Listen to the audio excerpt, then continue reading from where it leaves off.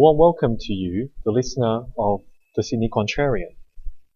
You've clicked here because you want to find out a bit more about who I am. So I'm a second generation Australian and I was born in Hong Kong. I'm of Christian faith.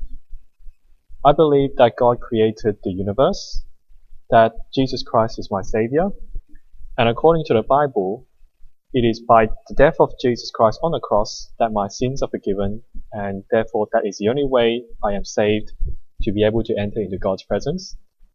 So I am saved by grace and grace alone. Politically, I am conservative, and I am probably leaning more towards the libertarian side.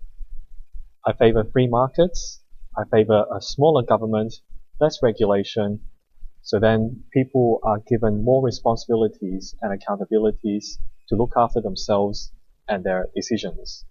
I'm also by nature a contrarian, meaning that I'm a nonconformist.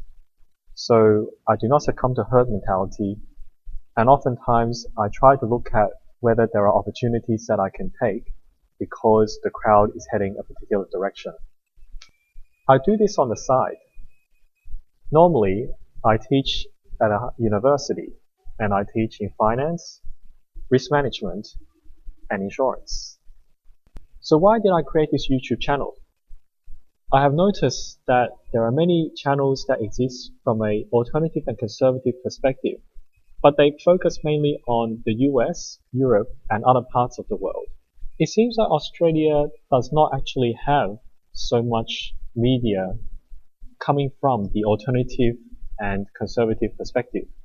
So in Australia, the mainstream media being dominated by the progressives and those who are left-leaning will be able to deliver news and their perspectives, and the general populace are more likely to be swayed towards taking their viewpoint.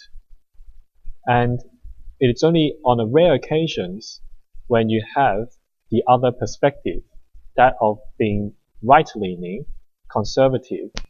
As a result, government policies may potentially favor those of the left-leaning and progressive side. Furthermore, corporations also are able to serve their own interests much more than the general populace. This is not necessarily helpful in the longer term.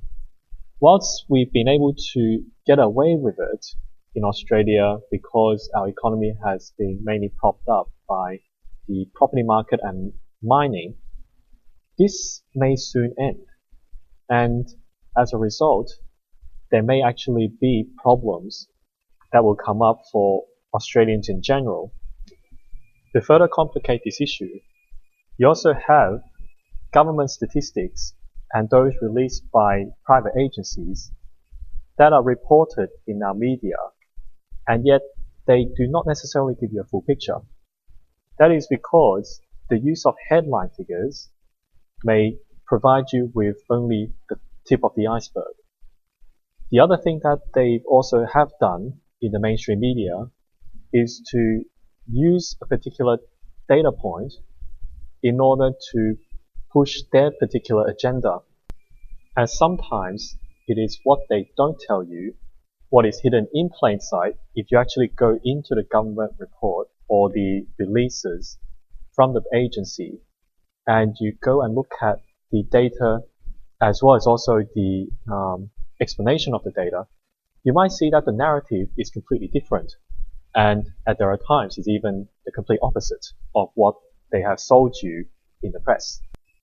This issue could be serious, especially if the particular article that you have read will affect the decisions that you're going to make, and also who you're going to vote, whether you're going to invest in the property, or whether you're going to invest in shares or bonds. Some of those decisions that you are going to make could affect you in the longer term, and you might not see it in the short term.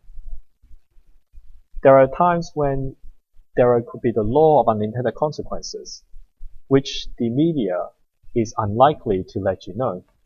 They may do so intentionally or unintentionally, either because they have a particular objective that they like to meet, or they are unaware of the unintended consequences that may result, or simply because they have to release a particular article to meet their quota and to get ratings.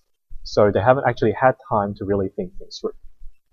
But in this channel, we will have the luxury to sometimes explore the issues in a bit more detail.